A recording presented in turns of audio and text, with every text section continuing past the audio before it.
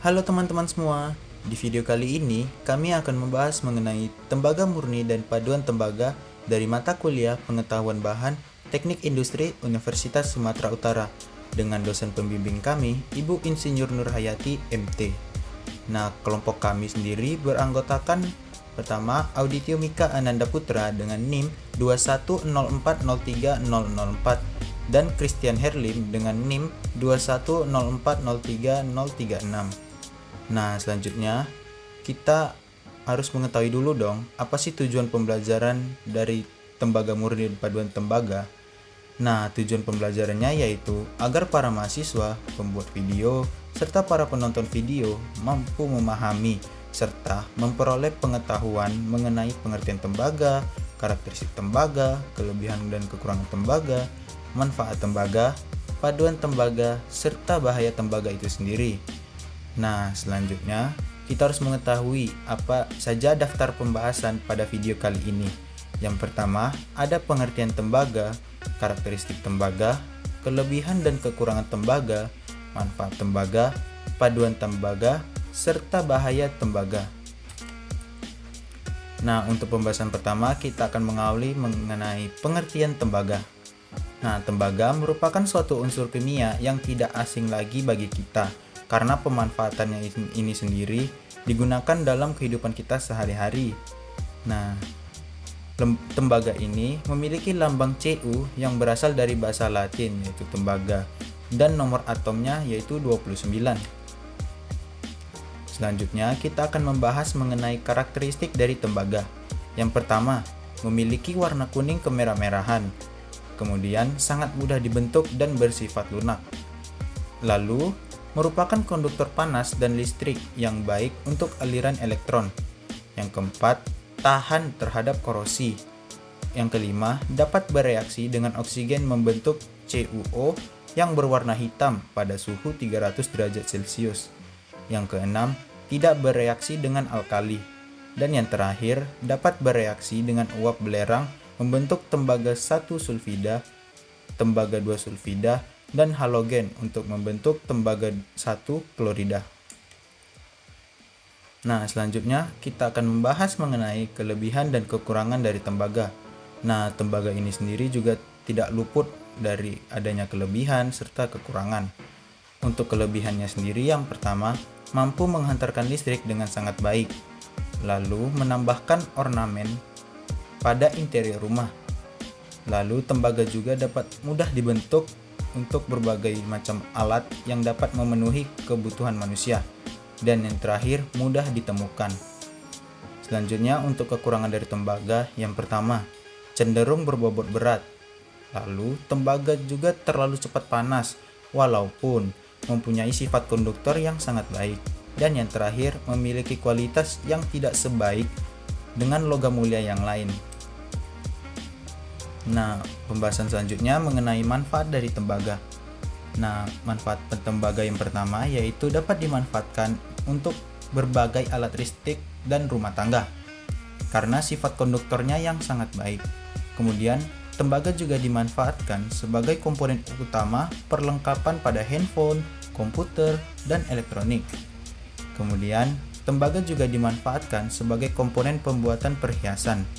Nah, tembaga ini sendiri juga dapat digunakan untuk pembuatan berbagai macam perhiasan yang menarik, terutama ketika tembaga ini dicampurkan dengan emas dan juga logam yang lain. Lalu, tembaga dimanfaatkan sebagai algisida atau pembunuh ganggang dalam pemurnian air.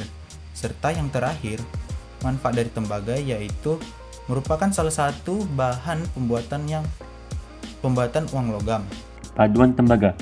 Penggunaan paduan tembaga telah berkurang sejak waktu yang lampau dikarenakan harganya yang meningkat dengan pesat. Ditambah lagi saat ini banyak sekali peningkatan kualitas bahan murah lain sehingga mengurangi penggunaan paduan tembaga untuk beberapa kebutuhan.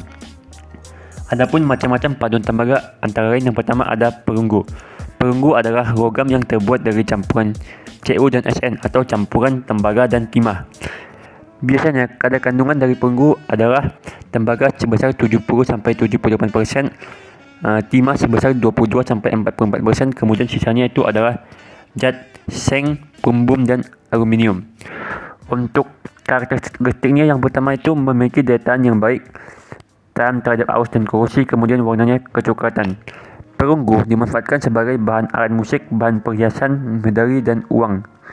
Bahkan bahan-bahan penghias pada bangunan seperti bingkai jendela dan bahan patung serta perabotan juga terbuat dari perunggu. Untuk pembagiannya, yang pertama perunggu timah putih merupakan perunggu yang terdiri dari tembaga dan timah yang warnanya putih. Kelebihannya adalah perunggu ini tahan terhadap oksidasi dan memiliki ketahanan korosi yang sangat baik.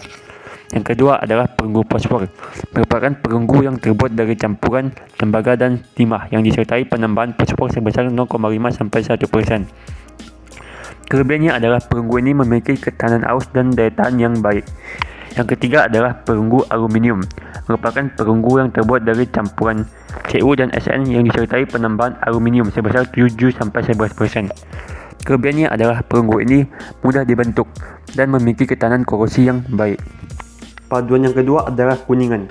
Kuningan adalah logam yang terbuat dari campuran Cu dan Zn. Biasanya kadar kandungan dari kuningan itu adalah Cu sebesar 60-70%, Zn sebesar 30-40% dan sisanya adalah beberapa zat lain. Untuk karakteristik, yang pertama itu warnanya keemasan, yang kedua itu tidak dapat ditarik magnet, dan yang ketiga itu tidak menimbulkan suara nyaring ketika diketuk.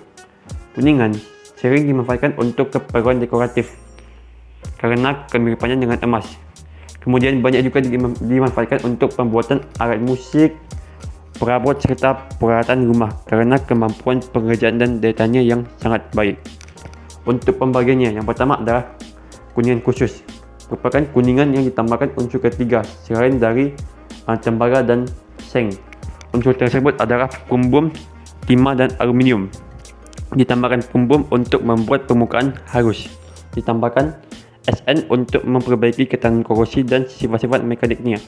Ditambahkan Al untuk memperbaiki ketahanan korosi terhadap air laut. Yang kedua adalah kuningan berkekuatan tarik tinggi, merupakan kuningan yang dibuat dari kuningan sebesar 40-60% dengan paduan mangan 5%, fero atau besi 2% dan krumbum 2%, serta juga ditambahi aluminium yang jumlahnya 3-5%. Kuningan ini juga ditambahkan Ni sekitar 10% untuk memberikan kekuatan tarik yang lebih tinggi. Untuk bahaya dari tembaga, yang pertama dapat menyebabkan berbagai penyakit apabila terkonsumsi secara berlebihan, mulai dari kerusakan ginjal, sirosis hingga penyakit irisan. Yang kedua itu dapat mengganggu aktivitas dalam tanah karena berpengaruh negatif pada aktivitas mikroorganisme dan cacing-cacing tanah. Yang ketiga, dapat menyebabkan keracunan apabila dihirup secara berlebihan. Untuk kesimpulannya, yang pertama, tembaga adalah suatu unsur kimia yang memiliki lambang Cu yang berasal dari bahasa Latin tembaga, yang memiliki nomor atom 29 yang warnanya merah keoranjen serta telah digunakan sejak 8000 sebelum Masehi. Yang kedua, karakteristiknya. Yang pertama, memiliki warna kuning kemerahan atau kuning keoranjian. Kemudian sangat mudah dibentuk dan sifatnya lunak. Yang ketiga, merupakan konduktor panas dan listrik yang baik untuk aliran elektron dan sebagainya. Untuk kesimpulan ketiga, yang pertama itu kelebihan tembaga, mampu menghantarkan listrik dengan sangat baik, mampu menambahkan ornamen pada interior rumah dan sebagainya. Untuk kekurangannya, yang pertama cenderung berbobot berat. Kemudian tembaga terlalu cepat panas meskipun mempunyai sifat konduktor yang baik. Yang ketiga itu memiliki kualitas yang tidak sebaik logam mulia. Yang keempat, manfaatnya. Yang pertama itu dimanfaatkan untuk berbagai alat listrik dan rumah tangga karena sifat konduktornya yang sangat baik. Yang kedua itu dimanfaatkan sebagai komponen utama perlengkapan handphone, komputer dan alat elektronik lainnya dan sebagainya. Untuk kesimpulan kelima, paduan tembaga itu terdiri dari perunggu dan kuningan.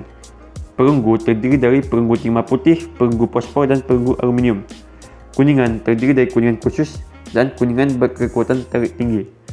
Yang keenam, bahaya tembaga. Yang pertama, dapat menyebabkan berbagai penyakit apabila terkonsumsi secara berlebihan, mulai dari kerusakan ginjal, sirosis hingga penyakit irisan. Yang kedua, dapat mengganggu aktivitas dalam tanah karena berpengaruh negatif pada aktivitas mikroorganisme dan cacing tanah. dan sebagainya. Berikut adalah kesimpulan-kesimpulan dari materi yang kita bawakan mengenai tembaga dan paduannya. Untuk daftar pustakanya di sini kami mengambil berbagai referensi. Yang pertama itu ada dari buku Pak Tata Surya dan Shironku Saito yang berjudul Pengetahuan Bahan Teknik yang diterbitkan tahun 1995 di Jakarta oleh Pratnya Paramita. Kemudian ada dari beberapa blogspot seperti dari sampaijauh.com, ada www.aerodokter.com dan sebagainya.